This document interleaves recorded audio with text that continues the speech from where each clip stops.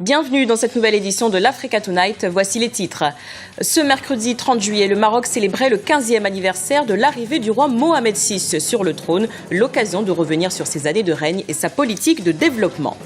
L'enquête se poursuit au Cameroun suite à l'attaque de la ville de Kolofota. Les autorités sont toujours sans nouvelles des otages enlevés le 27 juillet dernier. 16 personnes ont perdu la vie dans cet assaut.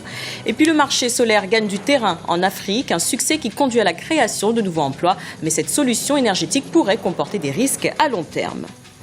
Avant de développer ces titres, nouvel attentat suicide au nord du Nigeria. Un kamikaze s'est donné la mort ce mercredi dans une faculté de Kano. Au moins 6 personnes ont été tuées selon le bilan établi par le gouvernement. Il s'agissait là de la 6e attaque en moins d'une semaine. Célébration de la fête du trône au Maroc. Ce mercredi représentait le 15e anniversaire de l'arrivée du roi Mohamed VI sur le trône du royaume. À cette occasion, de nombreuses festivités étaient prévues à travers le pays. Et comme chaque 30 juillet, le roi a accordé une grâce royale à plusieurs détenus. Ils étaient pas moins de 13 000 cette année. Et ces dernières années, justement, le Maroc a accentué sa politique économique vers un partenariat avec les pays d'Afrique subsaharienne. La coopération Sud-Sud est devenue l'une des priorités du royaume. Anan Farou. 15 ans de règne pour Mohamed VI et un regard de plus en plus porté vers le continent africain. Intronisé roi du Maroc le 30 juillet 1999, le souverain n'a cessé de se rapprocher des racines du Maroc qui se trouvent en Afrique, comme l'avait déclaré Feu Hassan II. Mohamed VI a multiplié les visites d'État chez ses voisins du Sud, dont le Mali, le Gabon, le Sénégal et la Côte d'Ivoire. L'Afrique est un grand continent par ses forces vives, ses ressources et ses potentialités. Elle doit se prendre en charge. Ce n'est plus un continent colonisé, c'est pourquoi l'Afrique doit faire confiance à l'Afrique. Elle a moins besoin d'assistance et requiert davantage de partenariats mutuellement bénéfiques, plus qu'une aide humanitaire. C'est de progrès, de développement humain, de projets de développement humain et social dont notre continent a le plus besoin. La coopération Sud-Sud voulue par le Maroc s'est concrétisée par la signature de nombreux accords bilatéraux dans les domaines de l'économie, de l'éducation, de la santé ou encore de la religion. Un partenariat continental appuyé par un taux de croissance marocain de 4,4% en 2013. Une économie portée par plusieurs secteurs. Sur le plan économique, il y a beaucoup d'efforts en matière énergétique, en matière d'infrastructure surtout. En matière, il y a un plan agricole, un plan vert pour permettre aux paysans de se regrouper et d'exporter. Il y a un plan tourisme. Il y a énormément, je dirais, de chantiers. Mais il reste vraiment à avancer dans la lutte contre la pauvreté, la lutte contre la corruption, la diversification de l'économie et puis aussi surtout un plan industriel qui a été d'ailleurs approuvé par le roi il n'y a pas très longtemps, mais qui attend l'exécution. 15 ans de règne et un bilan économique positif, même si le défi social reste à relever. Le taux de chômage est passé à 10,2% au premier trimestre 2014. Chez les jeunes de 15 à 24 ans, il pointe à 19,3%.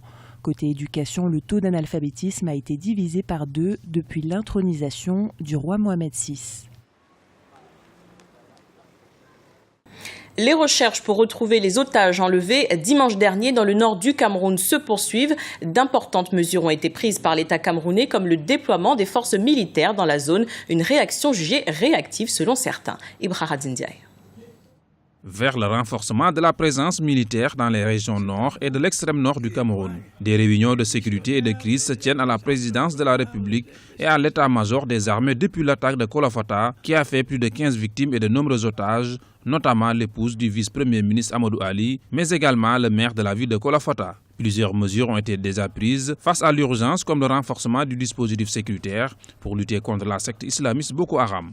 Des sanctions ont été également décidées par le chef de l'État Paul Biya à l'encontre de certains chefs militaires. La réaction du gouvernement, on peut dire, elle a été prompte pour une fois, peut-être parce qu'il s'agit de questions sécuritaires. En général, le gouvernement camerounais prend son temps avant de réagir. Là, ça s'est fait tout de suite. Donc, les responsables, les unités militaires ont été relevés de leurs fonctions. Les mesures sécuritaires doivent être permanentes, doivent être renforcées. Maintenant, il y a effectivement une menace sérieuse avec ce Boko Haram là, dans la partie septentrionale du pays.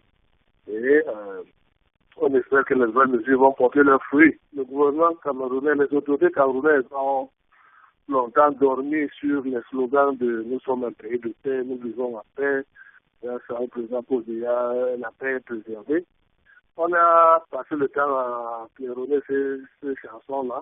On n'a pas pris des mesures adéquates pour lutter contre l'insécurité sur le terrain. Et même si effectivement les recherches sur le terrain sont au point mort, le renforcement des troupes au sol, mais également du travail dans le renseignement feront la différence pour mettre hors d'état de nuire la secte islamiste.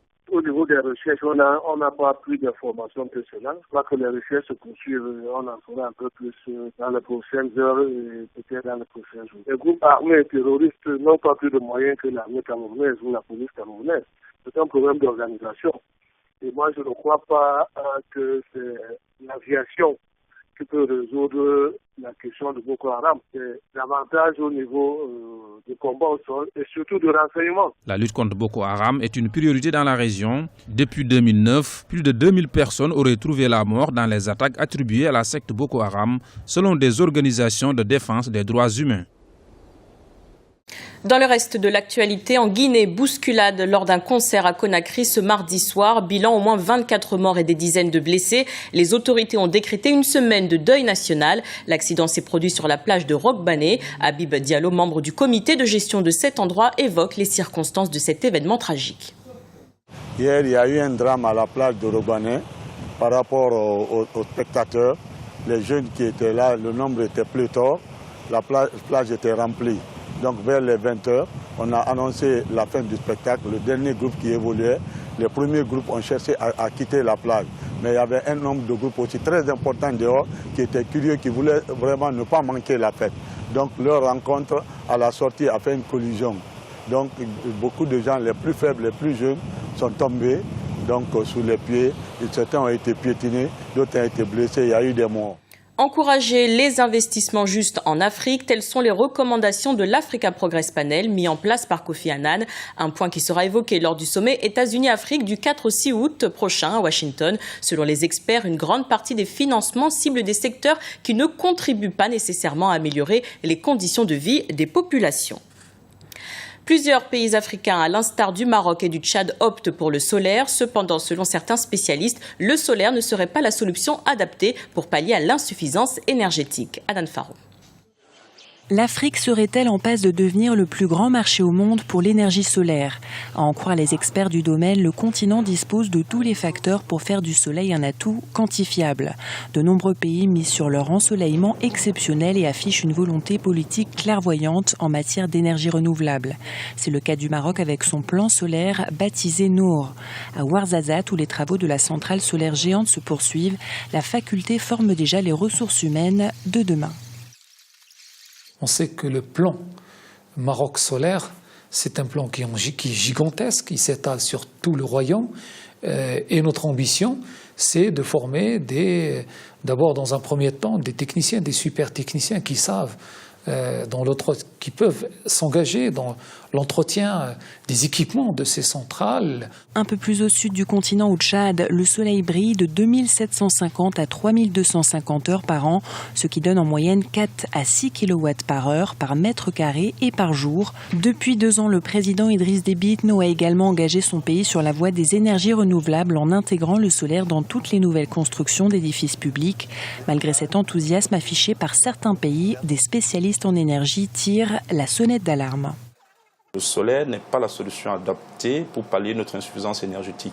Il faut un mixte, mais il faut plutôt développer des centrales biomasse parce que les centrales solaires occupent beaucoup d'espace au sol.